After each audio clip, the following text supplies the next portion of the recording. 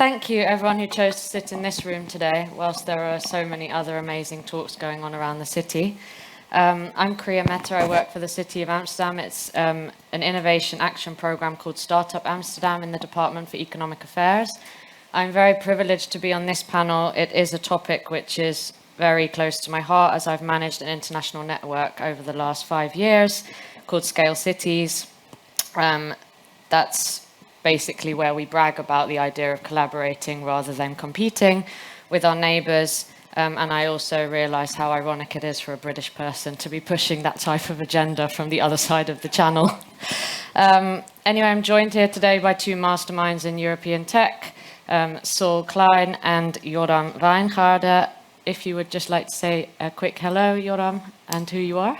Yeah, sure, thanks. Yoram Wijngaarde. I'm the founder and CEO of Dealroom. Dealroom is an intelligence platform providing data and analytics on startups and startup ecosystems. We've worked also with a lot of cities, including Amsterdam, London, and many other European cities to figure out what makes an ecosystem tick and how can we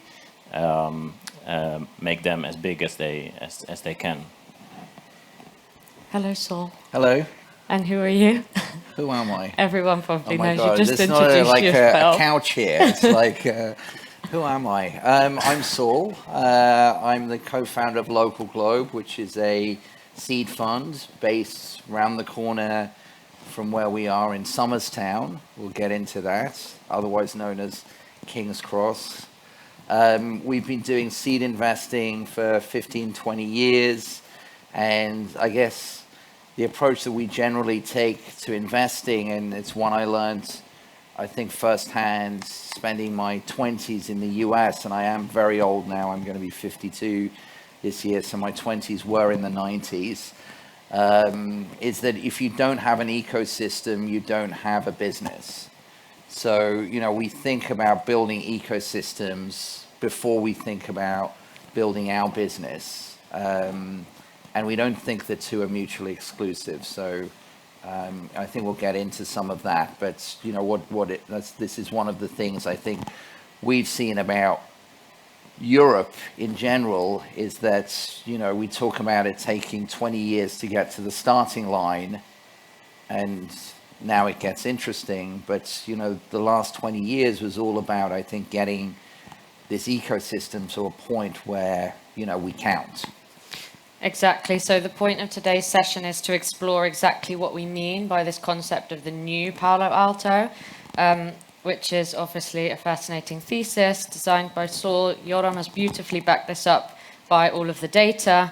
And the more I hear about it, the more interested I get. So when we look at this concept of the new Palo Alto, we are actually talking about everything within a 4-hour train journey of King's Cross, where we are right here today.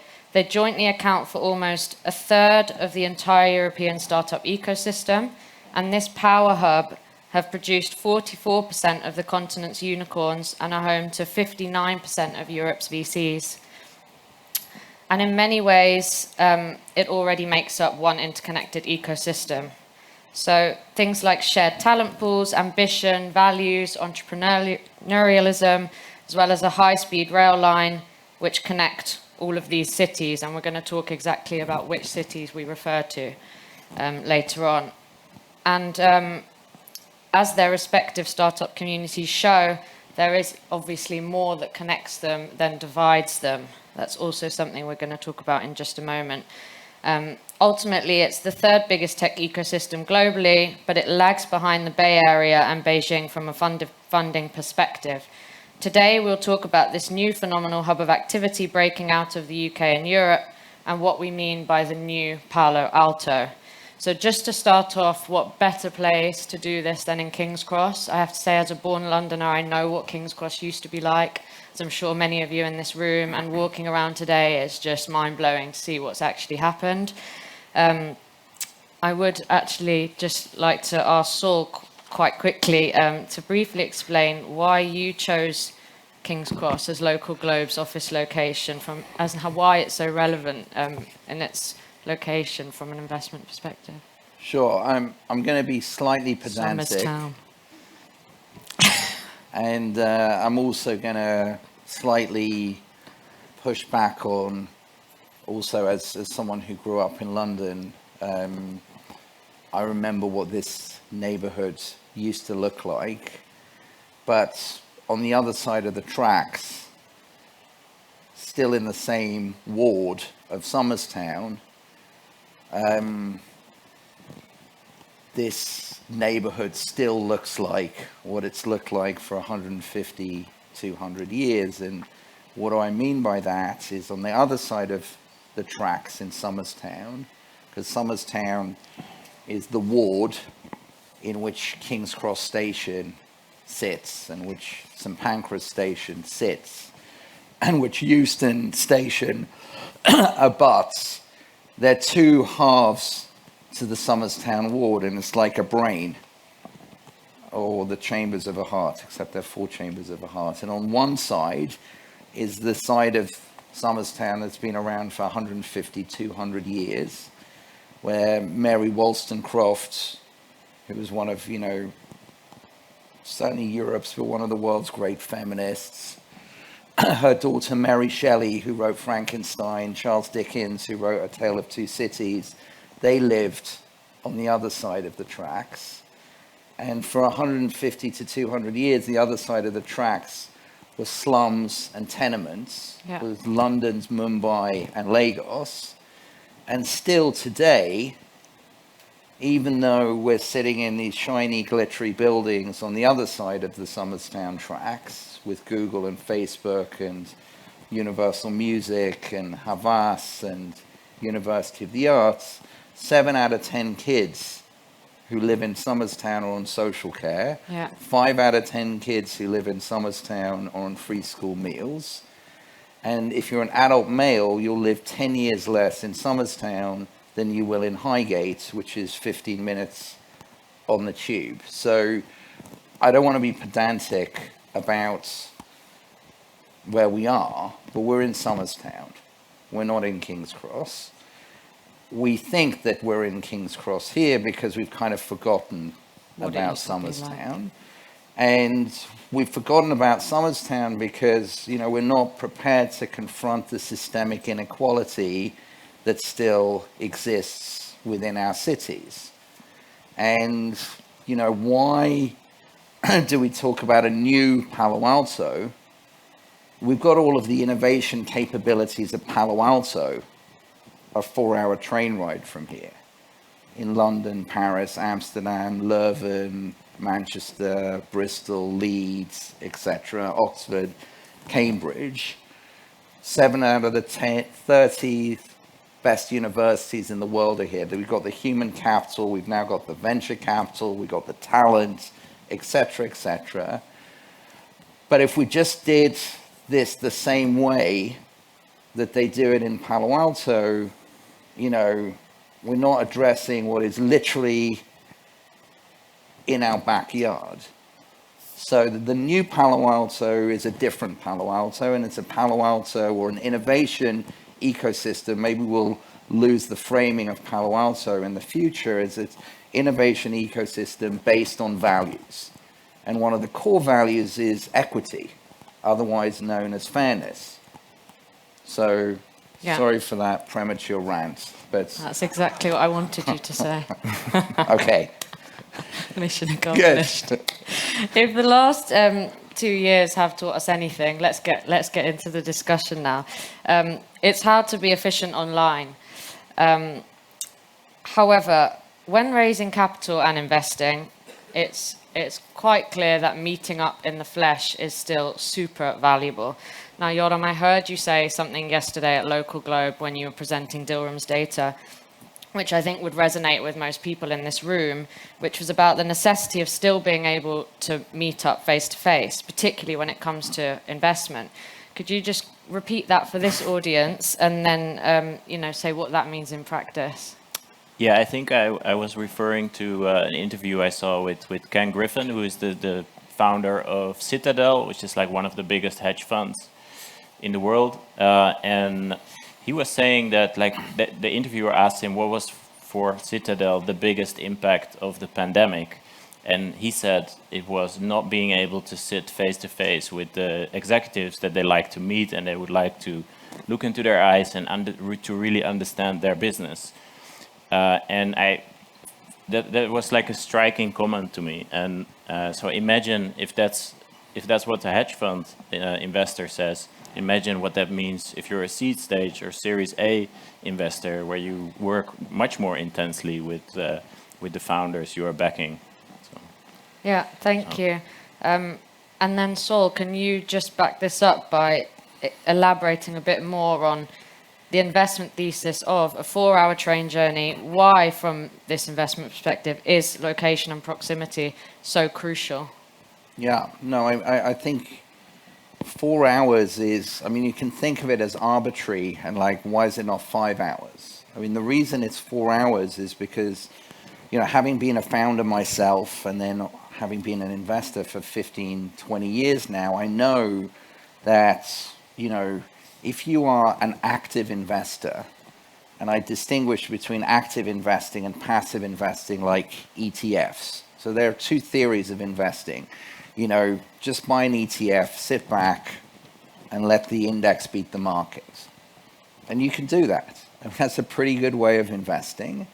And then there is active investing. And active investing implies not just spending time doing research and sitting at your desk and crunching through numbers, all of which is super valuable, but actually, as you know, as Ken Griffith said, spending time with human beings and understanding, you know, their context, like, you know, who they work with, where they live, like, you know, where they've decided to put their office, you know, meeting the people who work with them, or sometimes just, you know, having a walk or having a coffee and talking through something that, you know, we all know is easier to do in person than remotely. So to me, the 4 hours is like how long, you know, if you had to get back and forth to somewhere in a day, or only be, I've got 3 kids. You know, like I want to be at home at night and I want to be at home in the mornings. Yeah. And if I'm traveling, I want to travel maybe for a day. Unless it's a holiday. So, you know, 4 hours to me, especially, and we're very lucky, our office is literally a 3-minute walk from St. Pancras. I can be in Amsterdam in 4 hours. And, you know, maybe it's less tiring to kind of stay the night and come back the next morning, but I can, you know, if Yoram or Avonart or, you know, one of the portfolio companies we work with in Amsterdam or in Paris says, you know, hey, you know, I'm having problems with my co-founder, or, you know, I'm thinking about opening a new geography, or, you know, whatever the challenge is, or, you know, someone's offering us $50 million in a new financing round, or I'm going to have to fire 20% of my staff on Monday. You want to like see them. So to me, you know, the 4 hours was a sort of a natural extremity to, you know, if you dropped your kid off in the morning at school and you wanted to more or less be home, you know, at night, that's a 4-hour train ride. And the trains mean that you don't have to go to an airport, which is outside of a city center. You know, you don't have to, yes, obviously, if you're on the Eurostar, you have to go through some border control and some security. But I mean, we all know it's just a lot nicer to travel by train than it is to fly. Yeah. Never mind the climate impact. Yeah, and it's also, of course, relevant for all of those investors that come, for instance, from the US or Asia, China, I wanted to say. For instance, this week we have VivaTech going on in Paris. It's not coincidence that that happens at the same time as London Tech Week. This is so that investors coming from abroad can make the most of their time in Europe by traveling as quickly as possible to have their meetings, essentially, in the different cities. In other words, I guess what I'm also alluding to is this concept that London and Paris, well, which are, by the way, only 2 hours away, depend on each other in order to grow, rather than compete against each other. And that's not a statement I'm making. It's purely it's a belief, I guess. Data produced by Dealroom exemplifies this phenomenon and why a giant connected hub makes sense. Oh. What do you think? I'm going to start with you, Yoram. What do you think the risks would be if these two cities, if we take London and Paris, competed rather than collaborated? Yeah. I mean, so there's some level of competition is good, and to keep each other on each other's toes, and don't get complacent. And for example, the French government has made a lot of good changes, like on employee stock options, and they wouldn't have done that if they didn't feel the heat from London. So you do want that competition in the background, but at the same time, imagine what you can accomplish if you if you start thinking of it as one ecosystem, and that's already happening. Like our data showed that virtually every scale up in Paris has hired a ton of people out of London, even who have relocated, and vice versa. So they're tapping into each other's talent pools. I lived in London for a long time, and I know it's full of French people.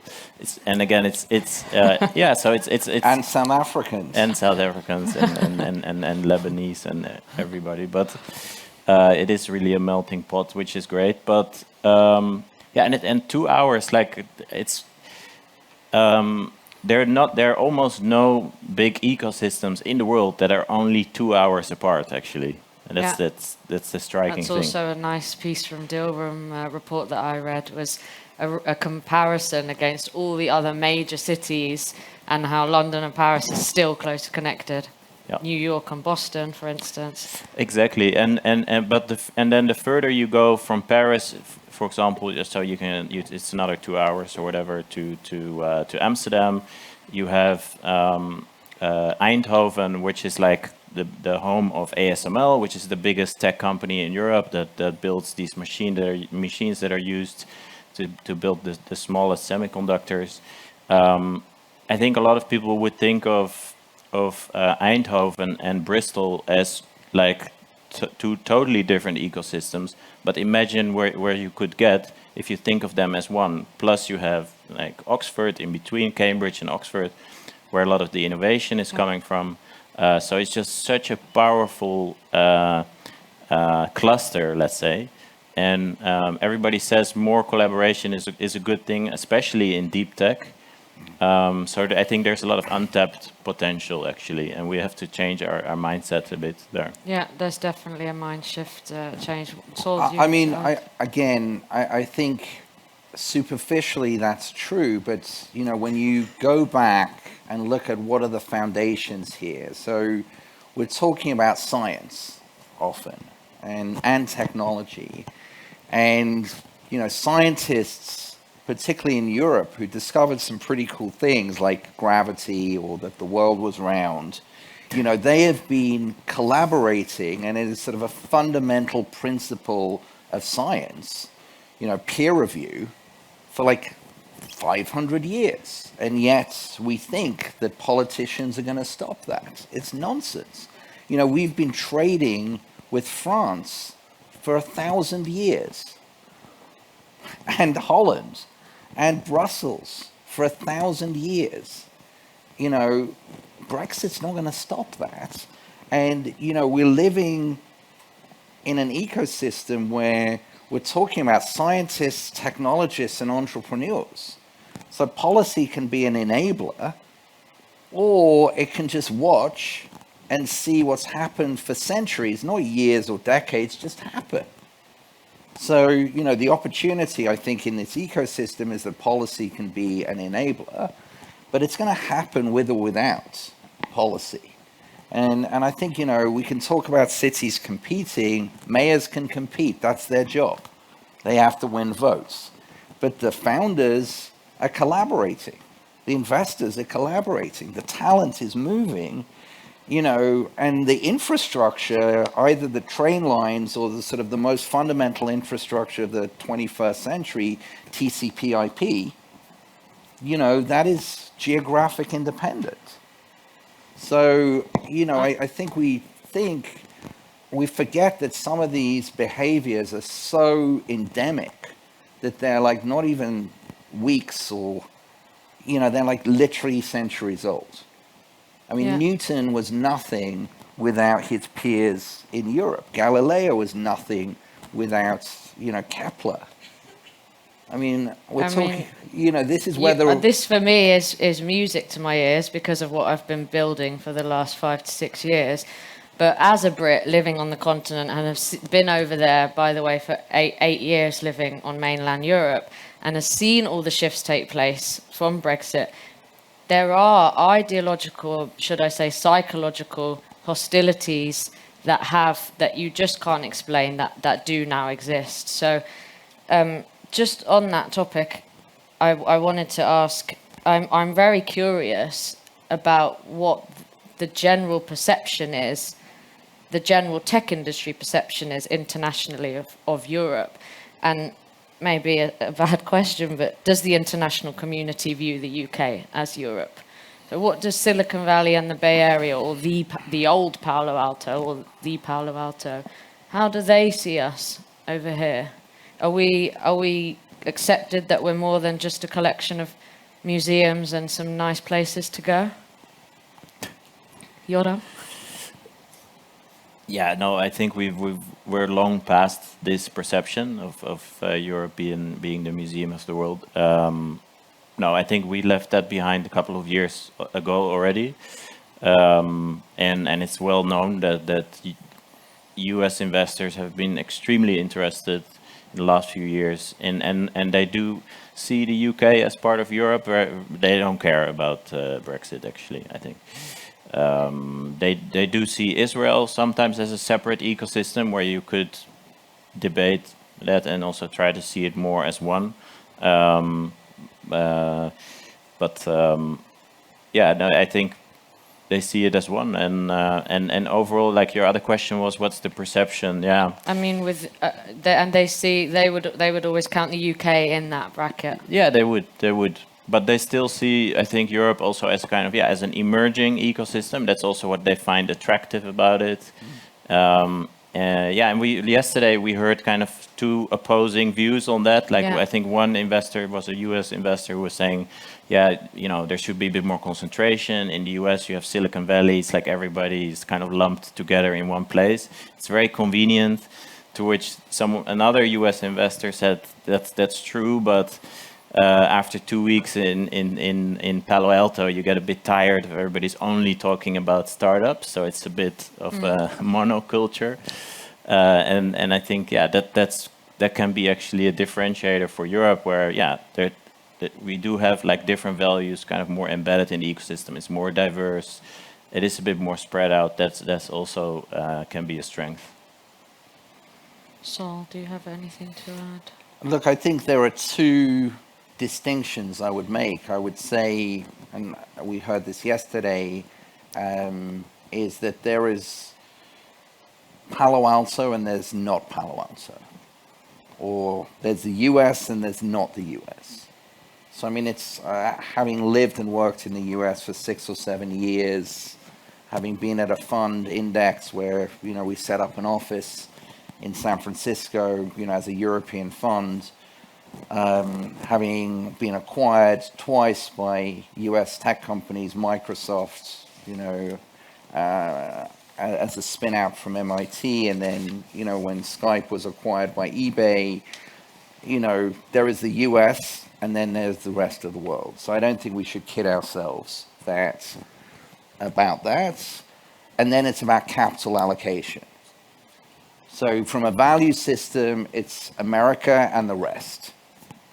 If we want to adopt American values, we're welcome. If we don't want to adopt American values, we're the rest. From a capital allocation perspective, as the arch proponents of capitalism, America is prepared to parcel up the rest of the world into sort of economically viable geographies, like China was a huge, obviously, geography for venture. Now, people are like, I'm not so sure. India was like a second China. And then, as Yoram said, there was Israel, which was kind of like this tiny market, but like massively over-delivered. And then there was Europe, which was like this frontier market, not an emerging market, like a frontier market. And so, yeah, now we have seen, because there is a structural imbalance in New Palo Alto between investment opportunities and capital availability, where does the smart money come and set up shop? Here. Who's the smart money? Sequoia, Lightspeed, General Catalyst, Cotu, Bessemer, Iconic. And then some of the smart money's been here for a long time, like Accel, 20 years. DST, 15 years. CPPIB, a $500 billion Canadian pension fund, 15, 20 years. So, this is a capital allocation question. But, for me, it comes back down to values. The real question is, will non-European or domestic capital be able to sort of align themselves long-term with our value system? And like, what is our value system? Is it okay to build a nice, new, shiny half of Somerstown, call it King's Cross, and forget about the fact that there are kids across the road, half of whom are on free school meals? Is that okay? I don't think so. Yep. Is it okay in America? Sure, as long as you throw, charity over 101 and, name a hospital after yourself. Is it okay in China? No, but there's a 20, 30-year plan, and the state will fix it and take tens or hundreds of millions of people out of poverty. Yeah, you've just answered my next question, so that's fantastic. Totally agree. And but really conscious of the time that I keep peering at, I just wanted to cover one thing that's been all over the EU sort of tech news this week, which is Sifted's recent article, obviously quite dramatic, that UCL and Oxford are now Europe's worst ranked universities for spin-outs. It's not a topic that I wanted to really ignore today, so just really quickly, we obviously have some of the best research institutions in the world here in our European cities. However, they do lag far behind, admittedly, from the US with regard to spin-outs. What can we do about this? How can we unlock the potential? Yoram. Yeah, I think maybe an even bigger problem than what was highlighted by the Sifted article, which was mostly about kind of the economics and what's the equity ownership of a spin-out. It's definitely important. Although you do hear people say like, well, a good founder, a good science founder manages to negotiate well also, so it's also up to them. But I think a bigger issue is kind of the cultural thing, where it's kind of viewed as you're going to the dark side if you make a switch from science to entrepreneur.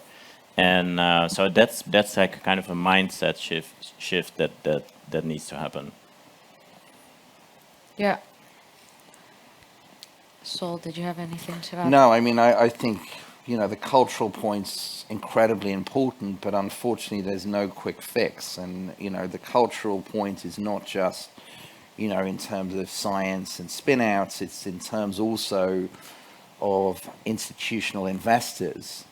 So, again, Yoram's got some great data to show that, as one gets to the breakout stages, like rounds of 15 to 100 million or rounds of 100 million plus, the scale-up stages, there is capital available, albeit at a lower level than in, the Bay Area or Beijing.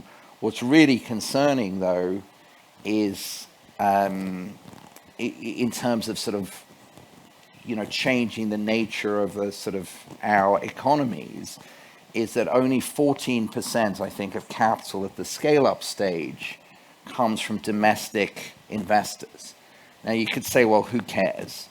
Because the companies are getting the money, they're doing well, they're going public, bless you, the investors get rich, the founders get rich, the bankers get rich, the lawyers get rich.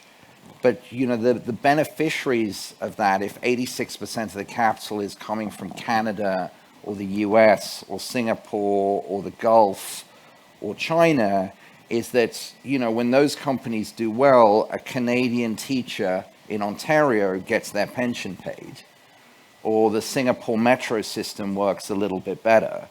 But your gran in Wrexham, does not get her savings covered in her pension, and your insurance policy holder in Antwerp doesn't get their insurance policy covered. So, we've got a lot of institutional journeys to go on in the next 20 years, but that's the opportunity as well. Yeah. I think it's not gone down too well, that article. It's also a nice subtitle within the article that said UK unis are just greedy for equity. Anyway, on that note, we'd really like to open it up for questions. I would hope, I'm also sure that there should be some from you. There is a microphone coming round. We have about 12 minutes, does it say down there? Yeah, Saul? 12:02. Yeah. Exactly 12 minutes. Yeah. Hello. Thank you very much for the panel. So this question of equitable growth, how much can the VC industry, can you create social outcomes and also have great returns? Or is it impact investing? Is it other programs? Should it be government? How much can the VC industry play a role, and Europe especially, in this? You just shoot straight in. Okay, look, one of the founding principles of our funds, and will be proven right or wrong, is that making great returns and having a positive impact are not mutually exclusive.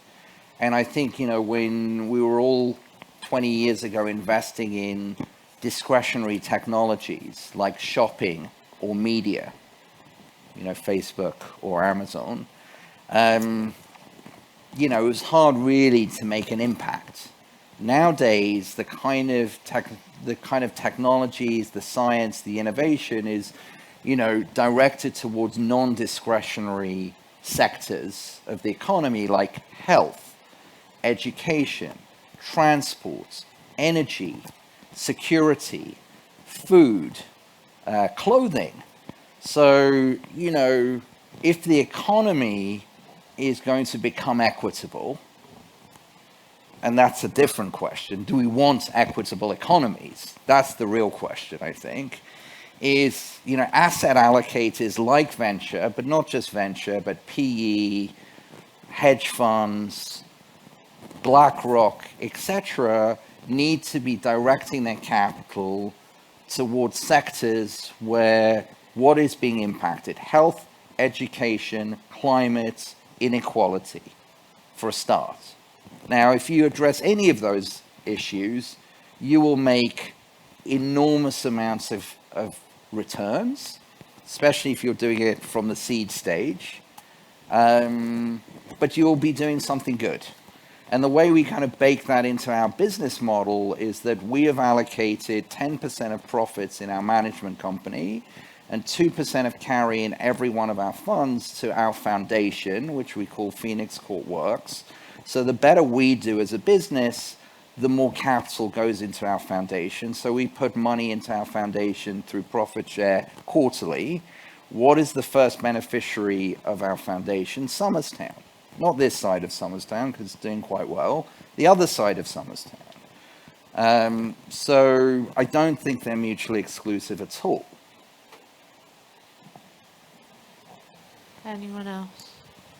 Hey, I have a question about Central Europe, where I'm from. So it's like 2-hour flight, very convenient, and Luton, King's Cross, like less than an hour.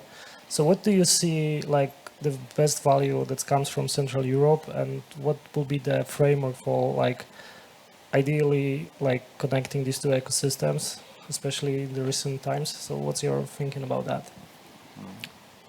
Yeah, at Dealroom, we've done a lot of research and presented data about Central and Eastern Europe. I think it's the fastest growing region in Europe in terms of entrepreneurial activity. And yeah, there's obviously a huge shift that happened from being a place where a lot of the software development actually already happened, but it was being done for companies maybe else that were located elsewhere. And now you see, of course, a ton of iconic startups having been developed. And it actually already happened very early on. And I think it's kind of interesting to think about it, like Skype, Avast, AVG, like actually the first big software companies, most of them came from Eastern Europe. And then somehow I think the success of that didn't really stay there in some way. So it kind of, there was like a quiet period, and now it came back completely in a big way, but in a different way, where you see that the successes are kind of like, you have this feedback loop where it's kind of feeding back into the ecosystem. And I think the report we presented yesterday indeed highlights that it's just a 2-hour flight or 3 hours, depending where you're going. It's also really part of the broader European ecosystem. I mean, I would just add to that, having been, part of the team at Skype, and then at Seed Camp, very early on at Seed Camp, we were holding, Seed Camp events in Warsaw, in Ljubljana, etc. Is that, the light bulb for me at Skype was obviously innovation can happen anywhere because the core technology was developed in Estonia. When Reshma said to me, someone from this fund I've not heard of, Kriya, has asked if I can be, on their advisory board, and 3 years later, Seed Camp got an investment in the seed round of UiPath. So, there is no question innovation can happen everywhere. And for me, the discipline of the 4-hour train rides, I'm just talking about the one that's near me, you go to Munich and you look at a 4-hour train ride from Munich, that's a different cluster. And so, I think the way you can think about ecosystems going forward, especially when you think about transportation as part of the infrastructure and time zones as part of the infrastructure, is very different. And the way we should think about ecosystems is not bound by geopolitical, maps, which we all know are like fiction.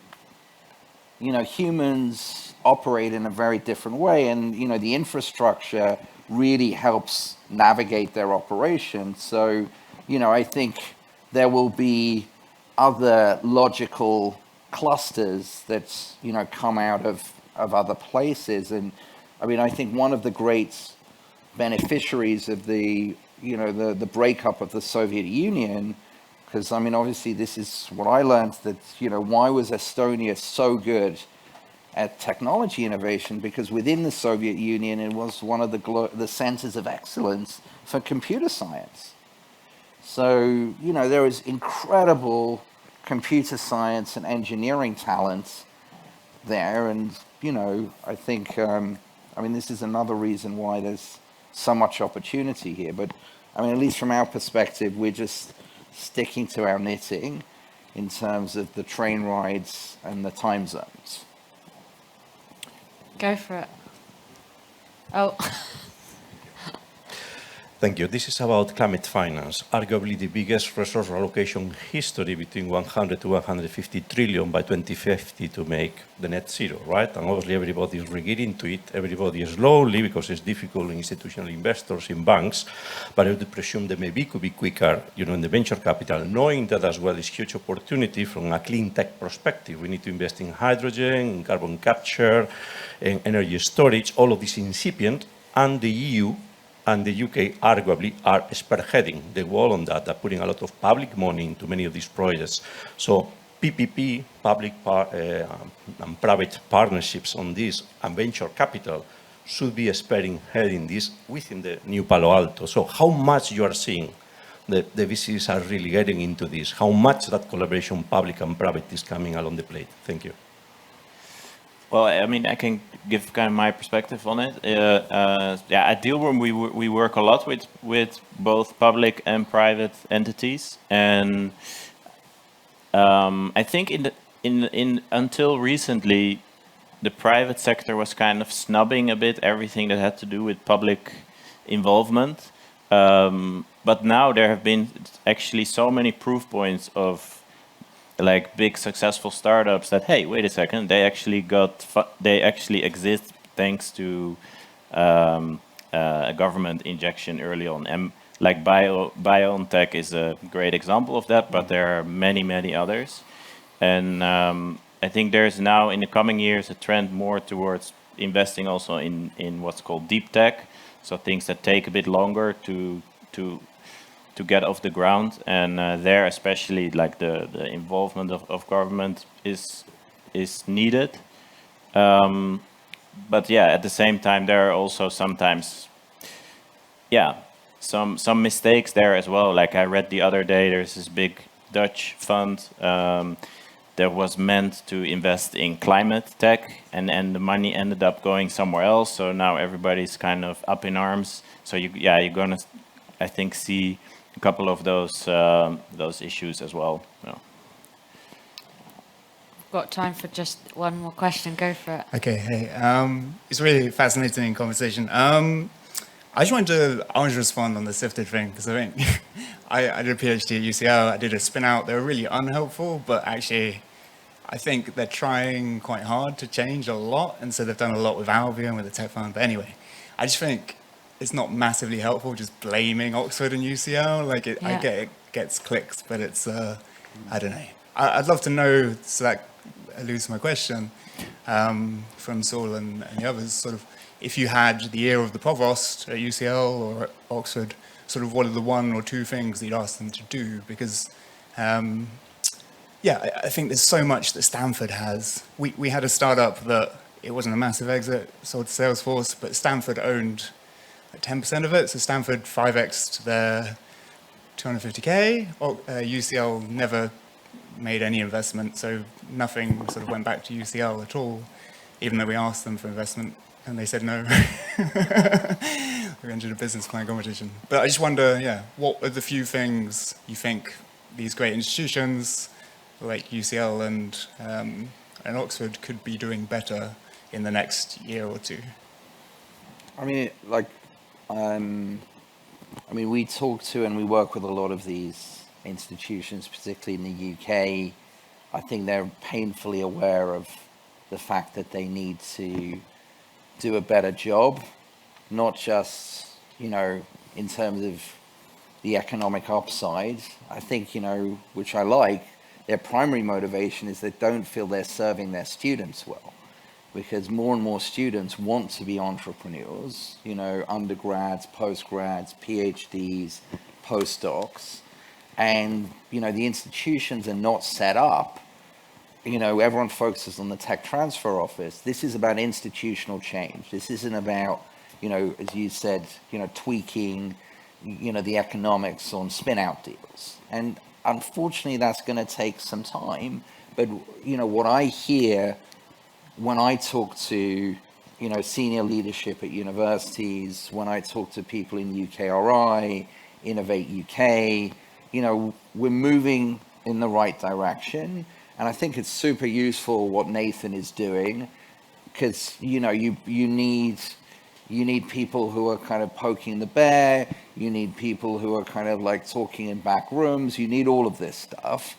I'm actually really positive on the direction of travel. But, let's be honest, Stanford's been doing this really well for 50, 60 years. We're not going to get to Stanford or even MIT levels of sophistication overnight.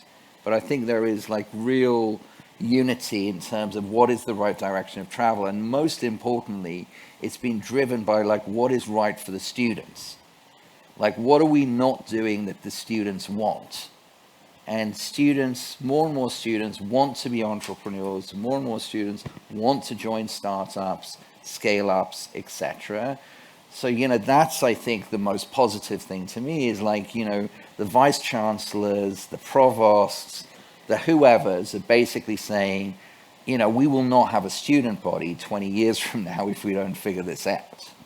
And an output may be better terms or better economics. But I think they're actually trying to solve the big problem, which is like, my customers, what do they want? Thank you, guys. That wraps up today. Thanks, everyone, for joining us.